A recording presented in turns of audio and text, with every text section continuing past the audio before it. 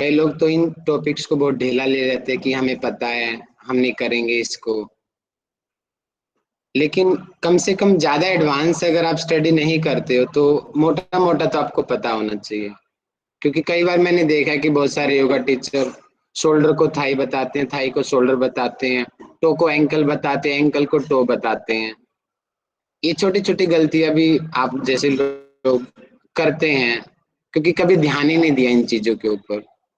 तो इन चीजों पे आज मैं थोड़ा सा फोकस रहेगा करने का। कि आपको देखा होगा कि हेड, सिर को हेड कहते हैं हिंदी में, और जो माथा है उसको फोरहेड कहा जाता है। बालों को हेयर कहते हैं, आंखों को आईज कहते हैं, नाक को नोज कहते हैं, होठों को लिप्स कहते हैं, और गालों को चिक्स कहते हैं। सबको पता होगा इन छोटी छोटी चीजों का। और कानों को ईयर कहते हैं। जो गर्दन है, गर्दन वाले पार्ट को नेक कहते हैं। ठीक है। और जो ये जो कंधे हैं इनको शोल्डर कहते हैं, शोल्डर। और थोड़ा एडवांस लैंग्वेज में बाद में बताऊंगा, अभी मैं सिंपल बता रहा हूँ खाली आपको। जो चेस्ट वाले रीजन है इसको, छाती वाले भाग को चेस्ट कहते हैं। और यहीं पे जो स्तन वाला भाग होता है उसको ब्रेस्ट कहते हैं। ब्रेस्ट ध्यान रखना। चेस्ट है छाती वाला भाग, और जहां पे जैसे कि बच्चा दूध पीता है, वो जो बॉडी का बाहर की तरफ जो शरीर का निकला हुआ पार्ट होता है उसको ब्रेस्ट कहते हैं। ये जो पार्ट है इसको आर्म कहते हैं, इतनी बाजू कहते हैं जहाँ पे हमारी बाइसेप्स ट्राइसेप्स मसल्स होती हैं। ये ज्वाइंट होता है इसको एल्बो बोलते हैं, यानी कि कोहनी बोला जाता है। और यहाँ पे ये जो पार्ट है इसको कहते हैं फोर आर्म। यहाँ पे गलती से लिखा हुआ है आर्म। आर्म तो ऊपर वाले को कहते हैं, नीचे वाले को फोर आर्म कहते हैं। जैसे कि सिर को कहते हैं ना कि ऊपर वाले सिर को, इसको कहते हैं हेड, लेकिन माथे वाले भाग को कहते हैं four head. Head and four head. इसी प्रकार यहाँ पे होता है आर्म एंड फोर आर्म। नीचे वाले पार्ट को इसको फोर आर्म कहते हैं। और आप लोगों का माइंड कितना शार्प है अभी पता चल जाएगा। आप मुझे बताएंगे फोर आर्म की एक सूक्ष्म व्यायाम है, शुद्ध हिंदी में उस सूक्ष्म व्यायाम का नाम किसी को याद है? इस वाले पार्ट को शुद्ध हिंदी भुजबल्ली में। शक्ति विकास। वेरी गुड, भुजबल्ली शक्ति विकास। Perfect answer.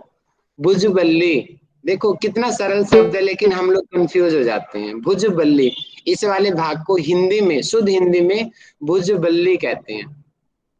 ठीक है, इसको बाजू कहते हैं।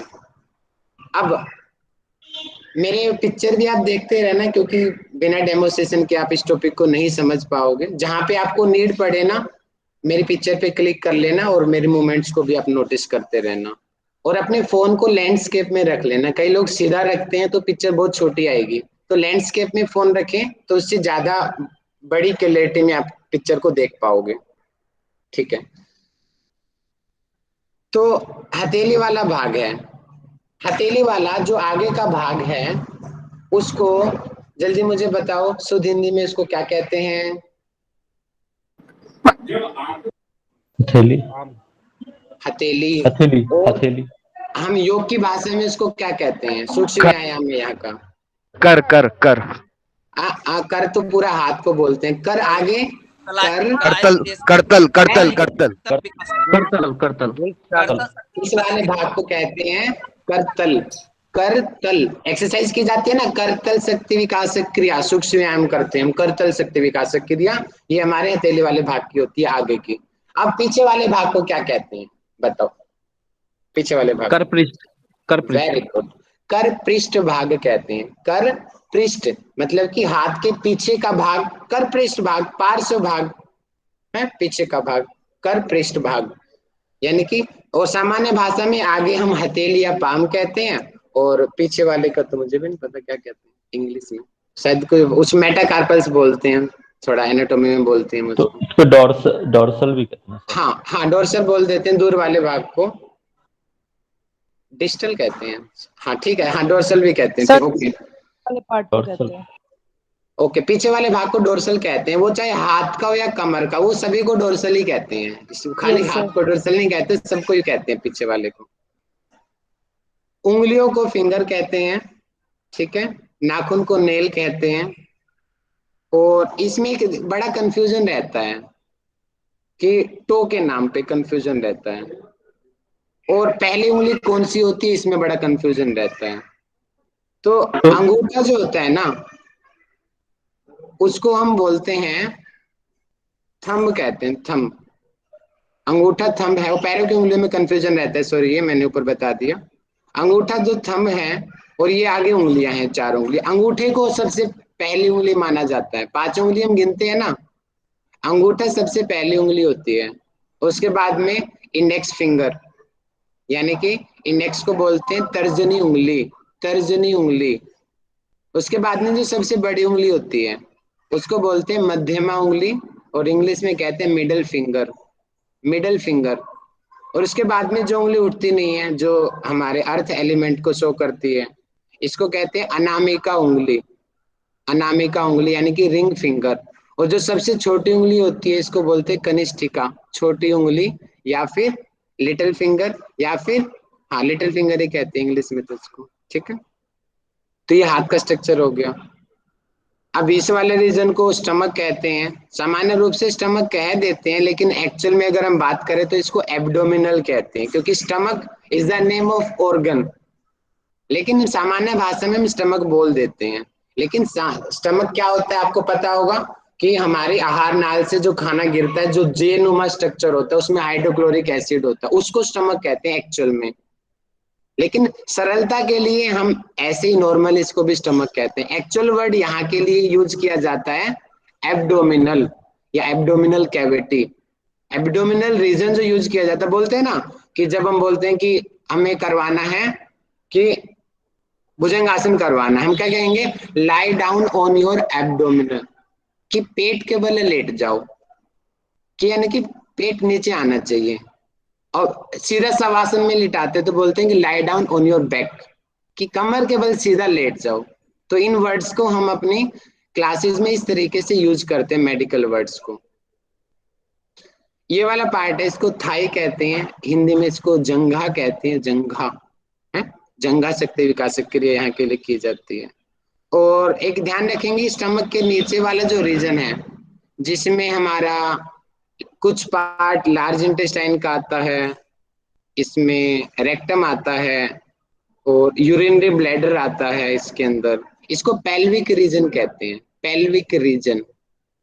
और लेडीज के अंदर इसमें यूट्रस भी आता है, जिसमें बेबी ग्रो करता है। इस वाले पार्ट को पेल्विक रीजन, पेल्विक बहुत शब्द यूज किया जाता है नॉर्मल क्लास के अंदर, कि पेल्विक में रीजन में मुझे पेन हो रहा है। अगर आपको यही नहीं पता होगा तो ट्रीटमेंट क्या करोगे आप, पेल्विक रीजन इसको बोलते हैं। और नेचुरोपैथी में बोलते हैं कि पेल्विक रीजन पर ही मिट्टी रखनी चाहिए, कि नाभि के नीचे का जो पार्ट होता है उसको पेल्विक रीजन कहते हैं। जो घुटने वाला पार्ट होता है इसको पटेला बोलते हैं सामान्य रूप से हड्डी को, और सामान्य शब्द में नी हम कहते हैं, नी या घुटना।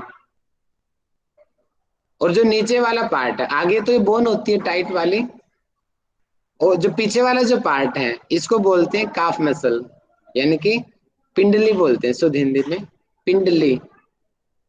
और जो ये ज्वाइंट है जिसमें हम पंजे को घुमा पाते हैं, इसको बोलते हैं एंकल, एंकल यानी कि टखना, टखना। और जो सबसे जो नीचे का जो है, इसको मेडिकल लैंग्वेज में कैलकेडिनियम के बोलते हैं इसको, और सामान्य रूप से हम इसको एडी कहते हैं, एडी यानी कि हील, हील यानी कि एडी। पैर, पूरे इस रीजन को फुट बोला जाता है, ध्यान रखेंगे पूरे रीजन को फुट बोलते हैं। और जो टो है, ये देखो टो जो है, अंगूठे को बिग टो कहते हैं हमेशा। पश्चिम उत्तानासन में बोलते हैं ना कि टच योर टो, और फिर बोलते हैं कि अपने बिग टो को अपनी उंगलियों से पकड़ लीजिए, बिग टो को पकड़ लीजिए। पश्चिम उत्तानासन में बिग टो को पकड़ते हैं कि हमें सिर्फ अंगूठा पकड़ना है, या फिर हम क्या कर रहे हैं, हम त्रिकोण आसन कर रहे हैं, बोल रहे, कई लोग बोलते हैं कि टच योर बिग टो, कि अपनी उंगलियों से बिग टो को टच करो, मतलब कि अंगूठे को टच करो, या फिर ग्राउंड को टच करो, वो जो लैंग्वेज आप बोलना चाहो। इस तरीके से इन छोटी छोटी चीजों को हम अपनी क्लास में यूज करते हैं। और जो गहराई होंगी मैं धीरे धीरे आपको बताता जाऊंगा। अब हम बेसिक पढ़ रहे हैं तो कम से कम आपको अंगों के बारे में भी जानकारी होनी चाहिए कि कौन सा अंग कहाँ पर होता है। देखिए, सबसे ऊपर वाला पार्ट जो है हमारा सिर वाला भाग होता है हेड का। अब हम उसके अंदर जा रहे हैं। अंदर क्या है? ब्रेन होता है, मस्तिष्क इसको बोला जाता है। इसके दो भाग होते हैं, दिखाई दे रहा होगा आपको। एक लेफ्ट ब्रेन होता है, एक राइट ब्रेन होता है। मेडिकल लैंग्वेज में इसको हेमिस्फीयर कहा जाता है। हेमिस्फीयर कि बाया हेमिस्फीयर यानी कि left hemisphere and right hemisphere, इनका काम होता है एक एक राइट बॉडी को कंट्रोल करना, और जो राइट वाला हेमिस्फीयर होता है वो लेफ्ट बॉडी को कंट्रोल करना। फंक्शनिंग हम आगे पढ़ लेंगे, अभी नाम नाम आप पढ़ लो कि इसको हेमिस्फीयर कहते हैं, left hemisphere and right hemisphere. ठीक है, ये कान हमने पढ़ लिया। यहाँ पे फेरिंग्स लैरिंग्स होता है दिया नहीं है इसके अंदर, हम पढ़ लेंगे आगे जा करके। अब ये जो है इसको ट्रेकिया कहते हैं। ये जो आपको दिख रहा है ना ब्लू कलर का, ट्रेकिया बोलते हैं, ट्रेकिया। और हार्ट का स्ट्रक्चर आपको दिखाई दे रहा है, ये रहा, ऊपर बड़ा करके भी दिखाया हुआ है, यानी कि हार्ट यहाँ पे होता है, यहाँ पे ये रहा। हमारे दोनों फेफड़ों के बीच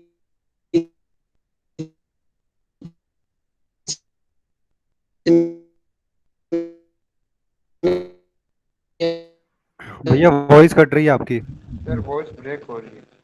वॉइस ब्रेक हो रही है भैया।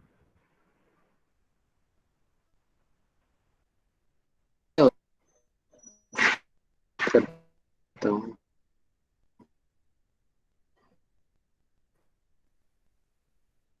आपकी आवाज कट रही।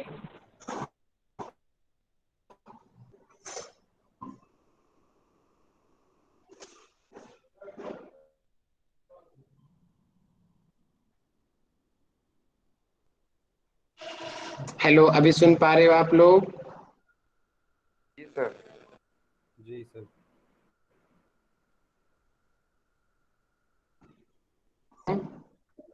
आ रही है थोड़ा आवाज? नेट। आ रही है भैया, आ रही है अब।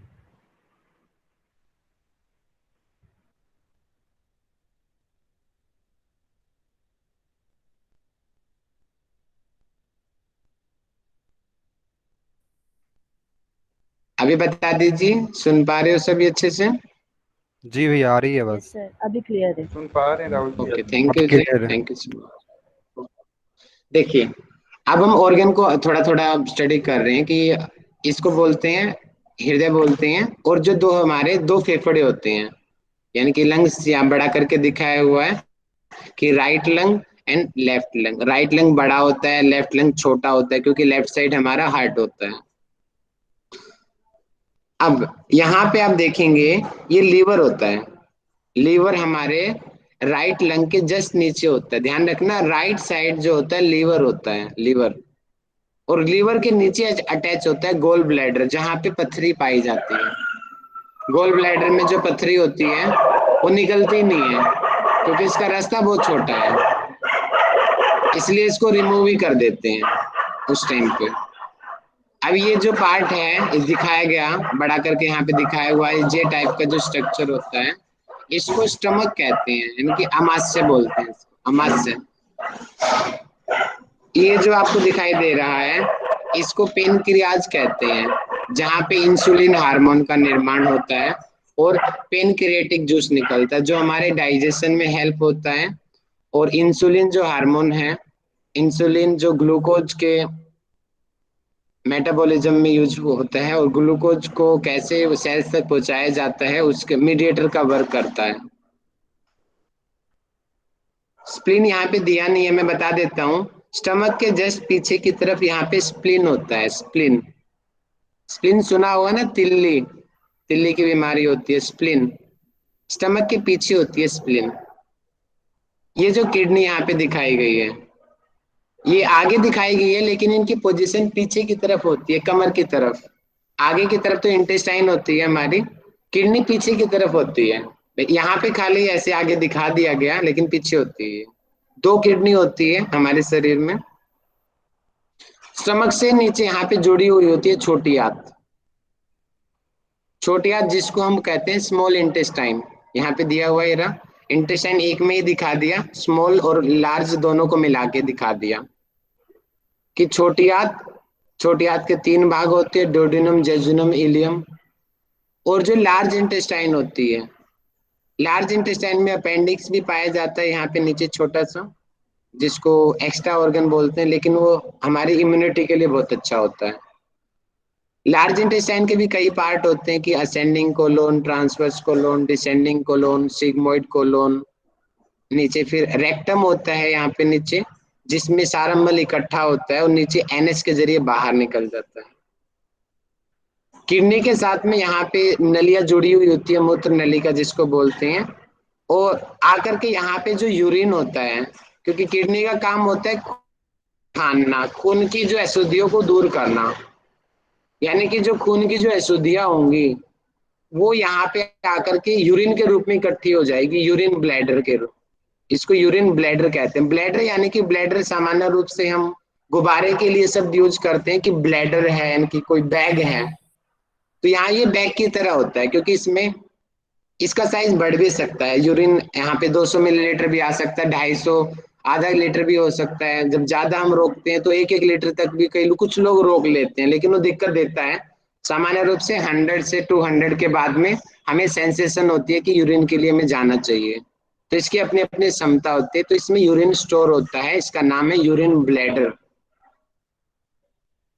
नीचे यहाँ पे हमने बताया था रिप्रोडक्टिव सिस्टम में, रिप्रोडक्टिव जो सिस्टम में हमने बोला था कि फीमेल के अंदर यहाँ पे इस टाइप का स्ट्रक्चर होता है, जिसको यूट्रस कहते हैं, ओवम कहते हैं, सर्विक्स इसमें पाया जाता है। इस यूट्रस के अंदर जो बेबी ग्रो करता है, छोटा बच्चा 9 महीने इस यूट्रस के अंदर ही पलता है। इसकी पोजीशन यहाँ पे होती है नीचे की तरफ, इसलिए जो प्रेग्नेंट जो लेडी होती है उनका नीचे वाला पार्ट थोड़ा बड़ा हो जाता है, क्योंकि इसके अंदर बेबी ग्रो करता है, इसलिए नीचे का पार्ट बड़ा हो जाता है। और मेल्स के अंदर यहाँ पे, क्योंकि मेल्स के जेनाइटल ऑर्गन अलग अलग होते हैं, तो उसमें पेनिक है, टेस्टिस है, टेस्टिस बॉडी के बाहर की तरफ लटके हुए होते हैं नीचे, ठीक है। तो ये मेल रिप्रोडक्टिव सिस्टम हो गया। तो ये हल्का हल्का इंट्रोडक्शन हो गया हमारी बॉडी के जो ऑर्गन्स होते हैं। अब मैं थोड़ा आगे डीप पढ़ाता हूँ आपको। अब हम पढ़ते हैं एनाटॉमिकल पोजीशन कि मतलब कि जो हमने बताया, अभी तो मैंने सीधा बोल दिया कि छाती, पैर, पेट, सिंपल बोल रहा था मैं भी। अब उसको एनाटॉमिकली लैंग्वेज में क्या मैं उसको बोलूंगा, डायरेक्शन क्या होगी। ये डायरेक्शन आपको बहुत ज्यादा यूजफुल है हमारी एक्सरसाइज में। जैसे हम यूज करते हैं ना, फ्लेक्शन, एक्सटेंशन, इनवर्सन, सरकमडेक्शन, जो हाई लेवल की जो क्लासेस होती है ना, उनमें इन चीजों पे बड़ा फोकस किया जाता है। या जब आप किसी हॉस्पिटल में जब योगा कराने के लिए जाओगे ना, तो डायरेक्शन से शब्द, ये जो वर्ड्स होते हैं इनको बड़ा यूज किया जाता है। या फिर आप फॉरेन में जो योगा होती है, क्योंकि फॉरेनर लोग इन चीजों पे सबसे ज्यादा फोकस करते हैं कि जो आप शब्दों का चयन कर रहे हो वो शब्द करेक्ट होने चाहिए। तो इन चीजों को आप एक्सरसाइज में यूज करना मैं आपको सिखाऊंगा कि कैसे हम यूज करते हैं, कभी क्लास लेके भी सिखा दूंगा डायरेक्ट है।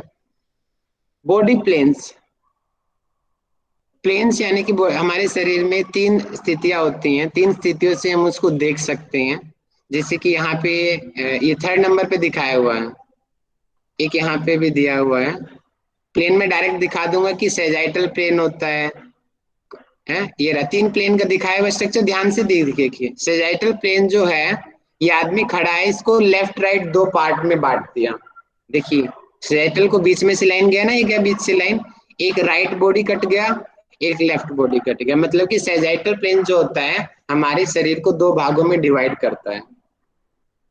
कोरोनल प्लेन, देखिए कोरोनल ऊपर से बीच में काटा, देखो ऊपर से आधा हाथ आगे, आगे का हाथ, पीछे का हाथ, पैर आधा आगे आधा पैर पीछे। मतलब कि कोरोनल प्लेन जो होता है आगे और पीछे वाले पार्ट में डिवाइड करता है शरीर को, उसको कोरोनल प्लेन कहते हैं। सेजाइटल जो लेफ्ट, सज्जा और खब्बा बोलते हैं सामान्य रूप से, सज्जा यानी कि राइट, खब्बा यानी कि बाया, तो सज्जा से आप सेजाइटल प्लेन याद कर लो।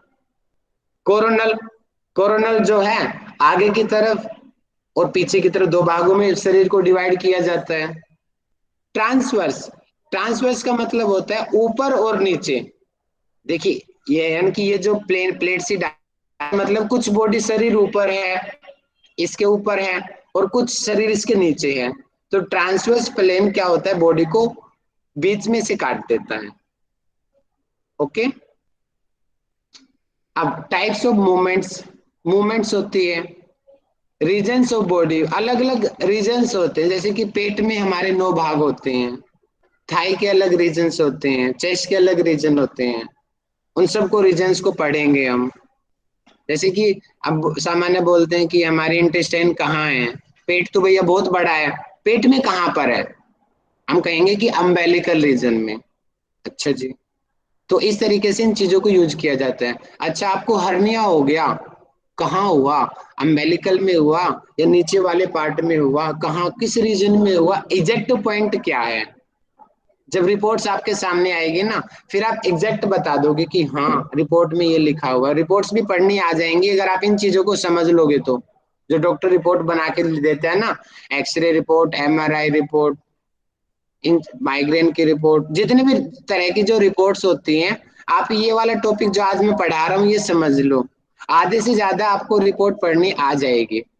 रिपोर्ट पढ़नी आ जाएगी तो आप पेशेंट को बिना बताए खाली रिपोर्ट देख के बता दोगे कि आपको ये समस्या है और अब आपको ये चीज करनी है। सरफेस ऑफ एनाटॉमी की बाहरी रूप से शरीर के बारे में बताना कि ये छाती है, ये पेट है, ये हाथ है, ये आंख है, ये सिर है। बॉडी कैविटी, कैविटी यानी कि खाली स्थान होता है। अब मैं डिटेल में पढ़ाता हूँ एक एक करके आपको। देखिए, या पढ़ लेना, मैंने आपके लिए लिख दिया है, इसको मैं ज्यादा टाइम नहीं लगाऊंगा, मैं इन चीजों पे टाइम लगाता हूँ कि एनाटॉमिकली टर्म्स जो हम यूज करते हैं, इसको हम अपनी योगा की इस भाषा में भी यूज करते हैं। जब हमें हाई लेवल की योगा क्लास करानी होती है, अंग्रेज लोग करते हैं, या होटल में हम कराने जा रहे हैं, या फिर हम मीडिया में करवा रहे हैं, तो मीडिया इन चीजों को, छोटी छोटी चीजों को नोटिस करती है। हॉस्पिटल में नोटिस किया जाता है इन चीजों को। देखिए, राइट लेफ्ट तो सबको पता है कि राइट हैंड उठाओ, rotate, rotate your right hand, rotate your right leg, ये तो सामान्य पता है कि ये राइट है और ये लेफ्ट है। ठीक है, अब थोड़ा अंदर जाते हैं। एक लाइन जो पूरे शरीर को बीच में से काटती है उसको बोलते हैं मिड लाइन।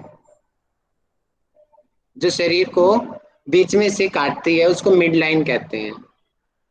अब मिड लाइन के जो बाहर से अगर कोई चीज अंदर आती है तो उसको मीडियल कहते हैं। मीडियल कहते हैं, मीडियल। जैसे कि मेरा आपको हाथ दिखाई दे रहा है, मैं से खड़ा हुआ हूं, ठीक है, ये है मेरा हाथ ऐसे। अब मेरा हाथ में छाती की तरफ लेके आया, तो मैंने क्या किया कि मैं मीडियल रोटेशन किया मैंने, कि मतलब कि मेरा हाथ मिड लाइन की तरफ आया है। अब मैं बाहर की तरफ खोल रहा हूं, बाहर लेटरल, ये मेरा साइड वाला पार्ट क्या है, लेटरल है, साइड में खुला हुआ है ये, यानी कि हाथ क्या है, लेटरल है। साइड से चीज को देखना, जैसे पीछे वाले डायग्राम में दिखाया हुआ था, देखो नीचे ध्यान दीजिए, यहाँ पे क्या चीज लिखी हुई है, दिखाई दे रहा है, क्या लिखा है बोल के बताओ मुझे, नीचे क्या लिखा है ये, लेटरल व्यू। Lateral view. अब बताओ लेटरल व्यू क्यों कहा गया, क्योंकि आदमी टेढ़ा खड़ा है, हम इसको लेटरल साइड से देख रहे हैं। व्यू का मतलब देखना, लेटरल यानी कि लेटरल साइड से।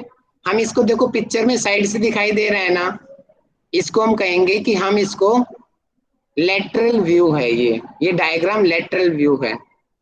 अब इसको हम सामने से देख रहे हैं ना, देखो छाती सामने से दिख रही है, पेट दिख रहा है हमें, इसकी थाई सामने से दिख रही है, इसको कहेंगे हम एंटीरियर व्यू। हम इसको सामने से देख रहे हैं, एंटीरियर।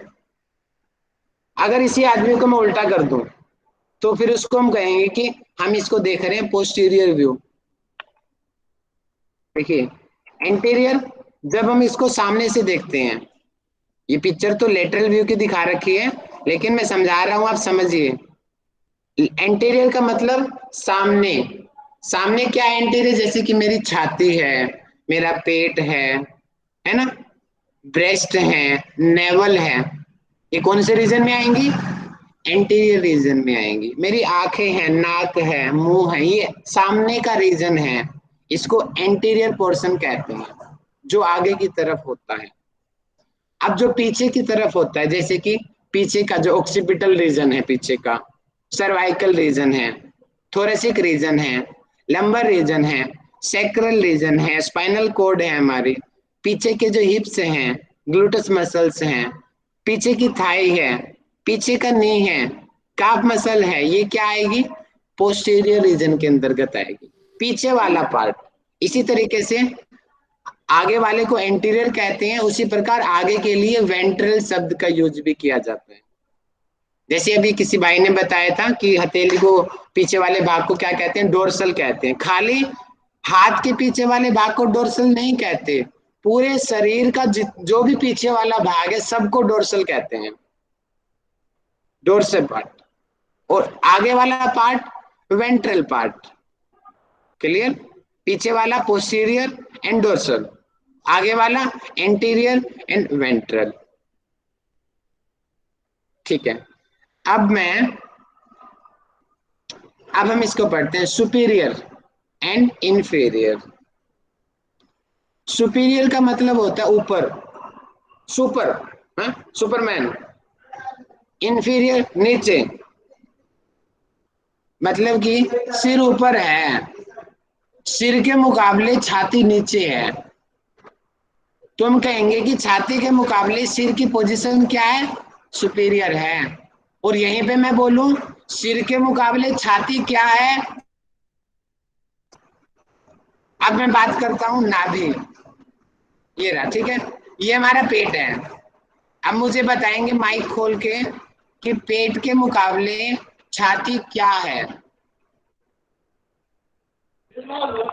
सुपीरियर। हमारे पेट के मुकाबले छाती सुपीरियर है।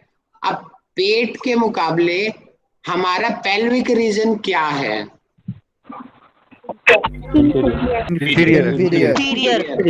यानी कि ठीक है। अब ऊपर जब छाती के परिप्रेक्ष्य में हमारा एब्डोमिनल रीजन इंफीरियर था, अब पेल्विक रीजन के परिप्रेक्ष्य में अब बताओ एब्डोमिनल रीजन क्या होगा? सुपीरियर। सुपीरियर होगा। समझ आया कंसेप्ट आपको? यानी कि जो चीज ऊपर होगी उसको सुपीरियर कहेंगे, जो चीज नीचे होगी उसको इन्फीरियर कहेंगे। अब यहाँ पे आ जाते हैं, ठीक है, थाई है और घुटना है। अब मुझे बताएंगे कि थाई के प्रीपेक्स में घुटना किस पोजीशन में है? इंफीरियर। इंफीरियर है। और घुटने के प्रीपेक्स में थाई क्या है? सुपीरियर है। वेरी गुड, क्लियर हो गया सभी को? बहुत बढ़िया, ठीक है। अब हम डिस्टल को और प्रोक्सिमल को पढ़ लेते हैं।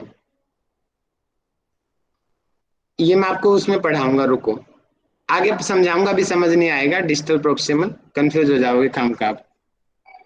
तो अभी के लिए इतना ध्यान रखो कि जो ऊपर जा रहा है उसको प्रोक्सिमल कहते हैं, और जो नीचे की तरफ, बाहर की तरफ आ रहा है उसको डिस्टल कहते हैं।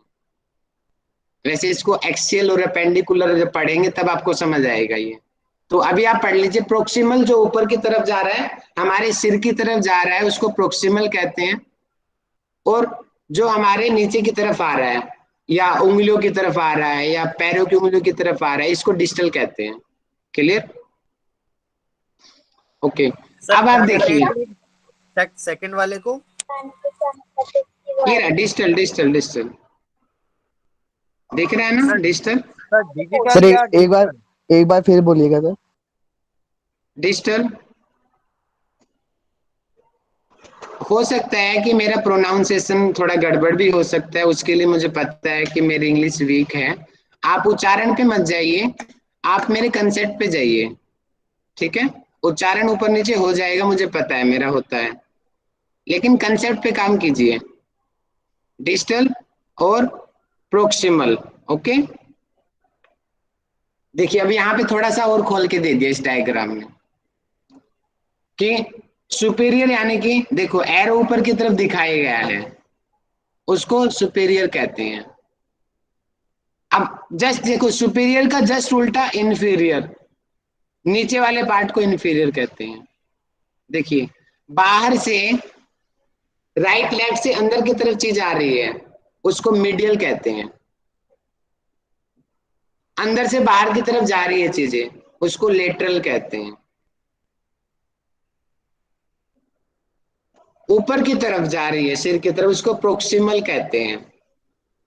और ऊपर से नीचे की तरफ आ रही है, हाथों की तरफ आ रही है, नीचे पैरों की तरफ आ रही है, उसको डिस्टल कहते हैं।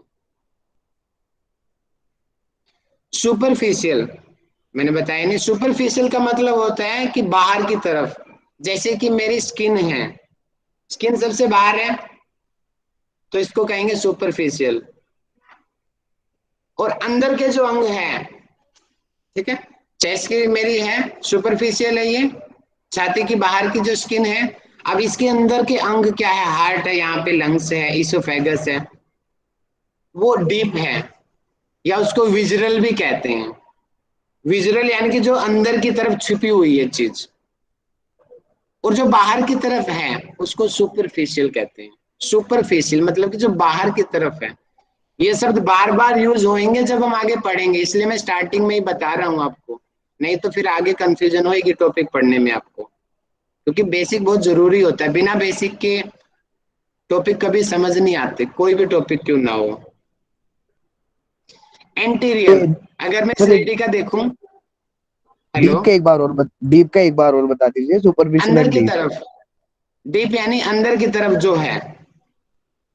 मैं एग्जांपल देता हूं, रुको, ये रहा, यहां से आप समझिए, ठीक है।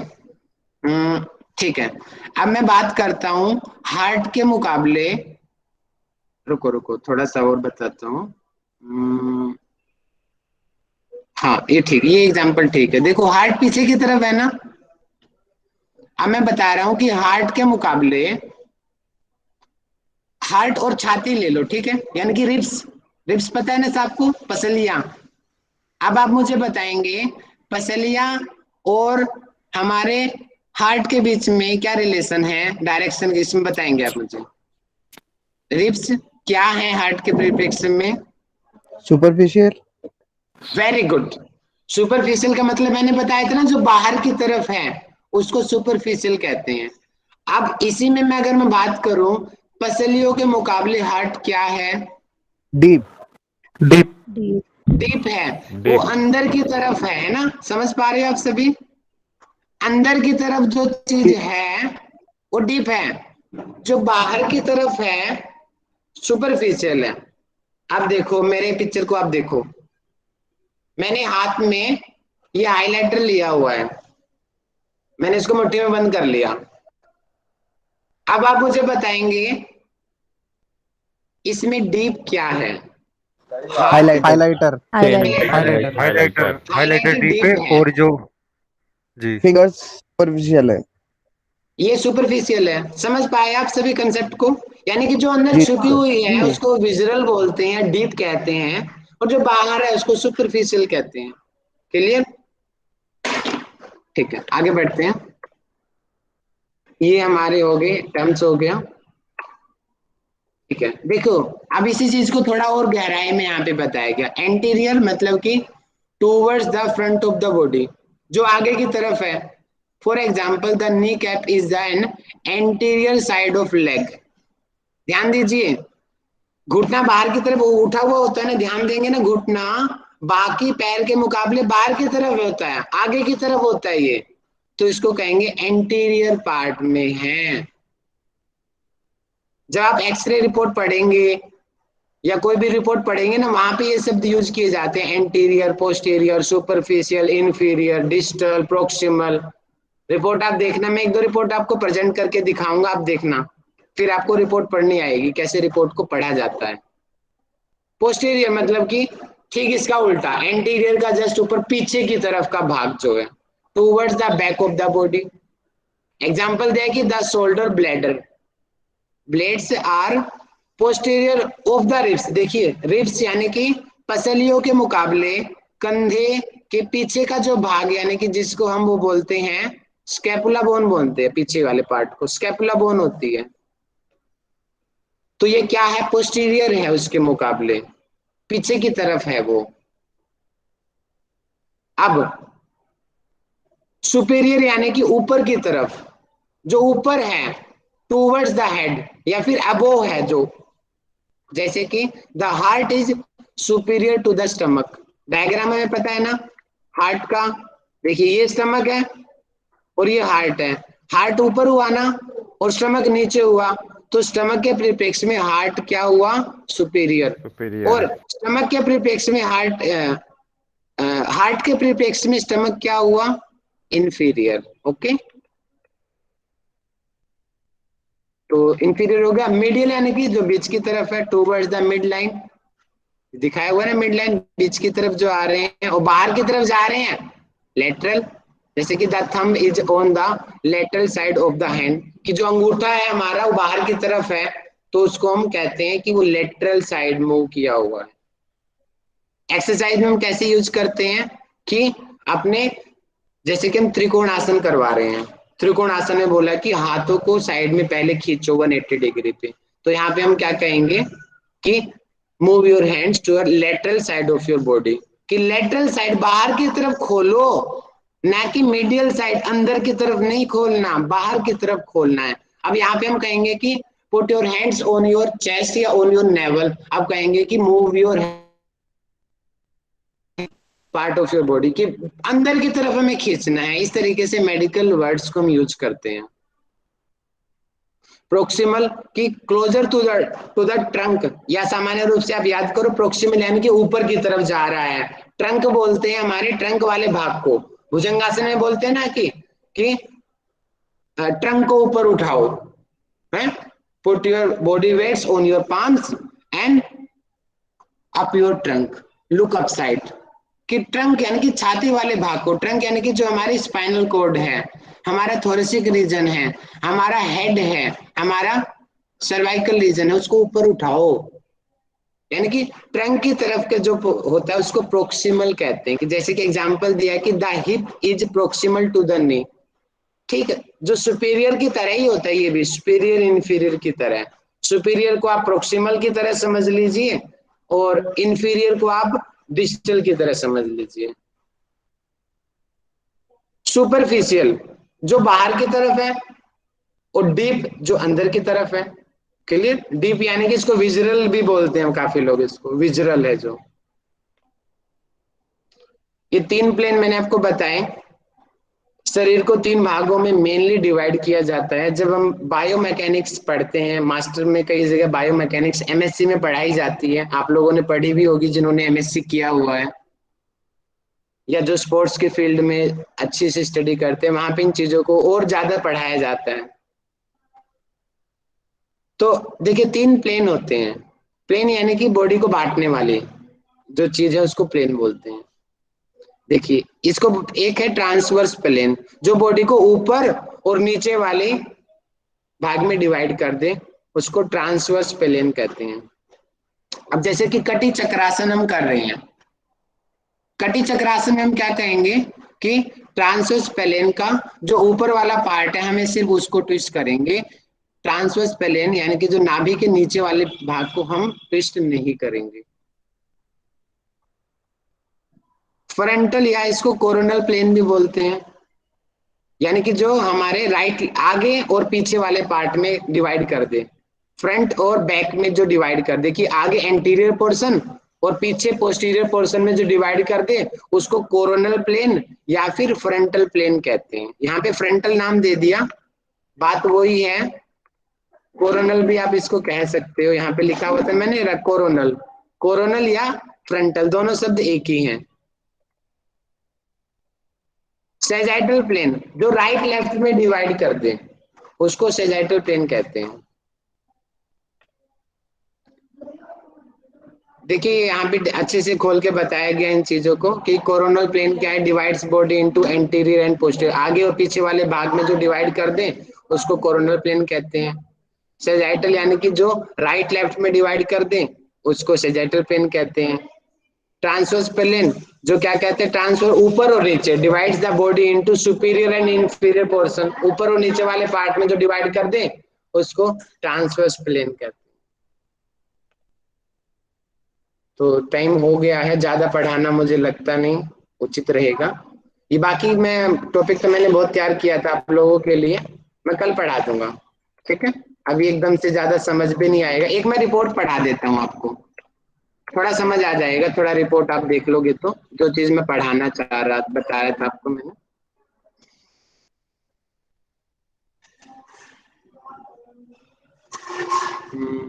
रिपोर्ट ये, ठीक है। देखिए ये मैंने अपनी रिपोर्ट ले ली है, मम्मी की रिपोर्ट है ये, ठीक है।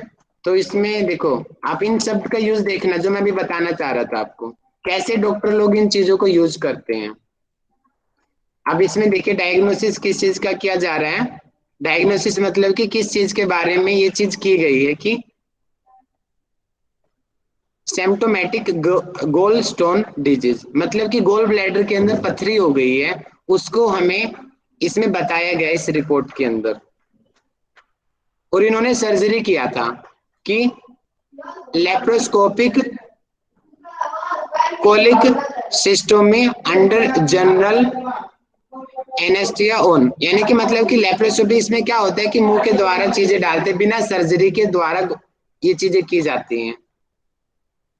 अब इसमें एंटीरियर पोस्टीरियर दिखाता हूं आपको मैं, ये देखिए सुपाइन पोजीशन, रुके रुके एक मिनट रुकिए, मैं आपके लिए जस्ट सीधा खोलता हूँ।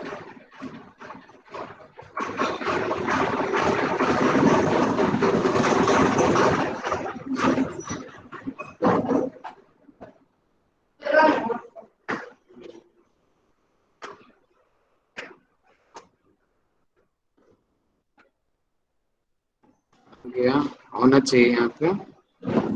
अब यहाँ पे सिंपल लैंग्वेज का यूज किया है, यहाँ पे ये कुछ और भी बोल सकते थे, एंटीरियर पोस्टीरियर शब्द का भी यूज कर सकते थे। यहाँ पे ये hepatomegaly was fatty liver, diaphragm is moving with respiration. एक मिनट रुकिए मैं आगे दिखाता हूँ, ये रहा, देखिए देखिए देखिए पोस्ट पोजिशन दिख रहा है आपको। जीबी नोट विजुअलाइज, जीबी यानी कि गोल ब्लैडर, यानी कि जो पित्त की थैली है, नोट विजुअलाइज वो दिखाई नहीं दे रही है, मतलब कि पोस्ट पोज, यानी कि पोस्ट अभी हमने बताया था ना पोस्टीरियर पोर्शन। पोस्टीरियर पोर्शन बताओ कहाँ होता है, एंटीरियर है तो आगे, और पोस्टीरियर क्या होता है, पीछे साइड। पीछे की तरफ चला गया है, इसीलिए वो दिखाई नहीं दे रहा है। देखो ना यहाँ पे मेडिकल शब्द में यूज किया ना उसी चीज को, इन चीजों को इस तरीके से यूज करते हैं रिपोर्ट्स में, एंटीरियर पो सुपेरियर, और भी दिखाता हूँ, रुको आपको मैं।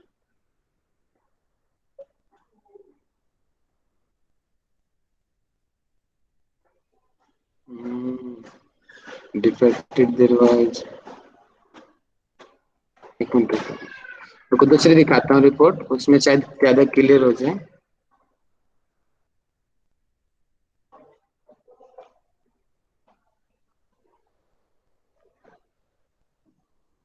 थोड़ा सा ध्यान देंगे, आपको रिपोर्ट बहुत आसान है पढ़नी, आप पढ़ा करो, जब आप पढ़ोगे ना तब आपको ऑटोमेटिक चीजें समझ आने लगेंगी। इन चीजों से जितना दूर भागोगे उतना आपको दिक्कत आएगी। पढ़ना चाहिए आप लोगों को रिपोर्ट, तभी चीजें क्लियर होंगी आपको। जैसे कि आधी चीजें तो हमें रिपोर्ट देखते ही याद हो जाती है, अलग से पढ़ने की जरूरत नहीं है। जैसे कि ये सीबीसी की रिपोर्ट है, यानी कि कंप्लीट ब्लड काउंट, जो ब्लड का सैंपल लिया जाता है उसकी रिपोर्ट है ये, कि हीमोग्लोबिन। अब देखिए यहाँ पे सिंपल लिखा हुआ है कि ये वाला जो लाइन है ये मतलब कि नॉर्मल है, इतनी होनी चाहिए। आप देख लो 13 से 17, अब हमें अलग से किताब में पढ़ने की जरूरत नहीं है, रिपोर्ट में मिल गया कि नॉर्मल जो हीमोग्लोबिन है इंसान में 13 से 17 होना चाहिए। अब इसका कितना है, 11.9, कम हुआ ना। अब इसमें क्या बोलेंगे कि ये जो पर्सन है, क्या नाम है इस पर्सन का, मानसरूर अहमद। और एक बात और ध्यान रखना, कोई भी जो रिपोर्ट हो ना, आप उसमें उसकी एज जरूर देखना, और उससे भी ज्यादा जरूरी है डेट। इसमें डेट कहाँ दिया हुआ है, ये रहा, डेट जरूर देखना, ऐसा ना हो कि आप 1 साल पहले की रिपोर्ट देख रहे हो। कई लोग गलती से पुरानी रिपोर्ट उठा लेते हैं, तो उससे आपको ही पता लगेगा ना कि ये रिपोर्ट कब की है, 1 सप्ताह पहले की है, 10 दिन पहले की, 1 महीने की है। तो डेट पे आप सबसे ज्यादा फोकस करना, उसके बाद में ही आगे चीजें पढ़ना आप। और सबसे एक शॉर्टकट पॉइंट है, जो बोल्ड करके दिखाया जाता है मतलब कि वो प्रॉब्लम है। ये लैब वाले हमारी हेल्प कर देते हैं इस चीज में। जो जो चीज नॉर्मल है उसको तो सिंपल लिख देंगे वो, लेकिन जहाँ पे गड़बड़ है, जैसे देखो 130 बोल्ड करके दिखाया हुआ ना इन्होंने यहाँ पे, मतलब कि देखो एक ये कितना होना चाहिए, क्या है ये प्लेटलेट काउंट, कि 150 से 410 यहाँ पे दिया हुआ है माइक्रोलीटर, यानी कि यूएल दिया हुआ है, मतलब कि माइक्रोलीटर में ये चीज होनी चाहिए, मतलब कि 10⁻³ दिया हुआ, मतलब कि लाखों में होती है। तो यहाँ पे शॉर्टकट में 150 लिख दिया गया, मतलब कि 1.5 लाख है ये लगभग। तो प्लेटलेट कम हो गई है उसकी 130, यानी कि 1,30,000 हो गई है, कम हो गई है। अब कहेंगे कि भैया इसकी प्लेटलेट कम हो गई है, अब इसको बकरी का दूध पिलाओ, नारियल पानी पिलाओ। ज्यादा कम हो जाएगी तो भैया इसको चक्कर आने लग जाएंगे और बुखार आने लग जाएगा। और 50,000 से कम हो गया तो भैया ये तो सीधा का सीधा आईसीयू में भर्ती हो जाएगा, कोमा में चला जाएगा, अगर ये 50 से कम हो गया तो। ये चीज देखो यहाँ पे फिर 18 को बोल्ड करके दिखाया गया है। क्या है ये लिम्फोसाइट्स, ये डब्ल्यूबीसी की सेल्स होती है लिम्फोसाइट्स। देखिए 20 से 40 होने चाहिए, ये कम है। इसका मतलब ये लिम्फोसाइट्स का काम क्या होता है, ये हमारी इम्यूनिटी बनाती है शरीर की, बाहर का बैक्टीरिया और वायरस को किल करने का काम करती है। अब इस पर्सन की हम बताएंगे कि 18 है, कि इसकी इम्यूनिटी बड़ी वीक है, 20 से 40 होनी चाहिए थी, इसकी 18 है, मतलब कि अगर इसको इन्फेक्शन हुआ तो इसकी जो डब्ल्यूबीसी है बड़ी कम काम कर रही है, तो इसकी डेथ हो सकती है, या इसको वायरस बैक्टीरिया जल्दी इन्फेक्टेड करेगा। तो इस तरीके से हम रिपोर्ट्स को पढ़ते हैं इन चीजों को। और रिपोर्ट्स में एक चीज और खास होती है, जो सबसे नीचे जो डिस्क्रिप्शन लिखा हुआ होता है, जैसे कि ये दिया हुआ है यहाँ पे, जो लास्ट में सबसे लास्ट में जो डॉक्टर लिख के देता है ना अपने हाथ से, उसको पढ़ना, और उसमें भी जो चीज बोल्ट करके लिखी हुई होगी ना उसको पढ़ना, बाकी रिपोर्ट्स को पढ़ने की जरूरत ही नहीं है। उसमें मिलेगा नॉर्मल नॉर्मल नॉर्मल, मतलब कि सारी रिपोर्ट ठीक है। नॉर्मल की जगह एबनॉर्मल लिखा हुआ है तो वहां पे वो हाईलाइट करके डॉक्टर मेंशन कर देगा। तो इस तरीके से इन रिपोर्ट्स को पढ़ते हैं। तो मैंने एक आइडिया दिया है आपको कैसे रिपोर्ट्स को पढ़ा जाता है। तो आप लोग जितनी रिपोर्ट्स को देखेंगे अपनी आंखों के सामने लाएंगे, आपको और ज्यादा आइडिया मिल जाएगा। ठीक है जी। सर एक क्वेश्चन किस पूछना चाह रहा था ऐसे में छोटा सा। जी बताइए। सर जैसे ये तो इन सब का टेस्ट हो जाता है, तो हार्मोन का टेस्ट कैसे होता है?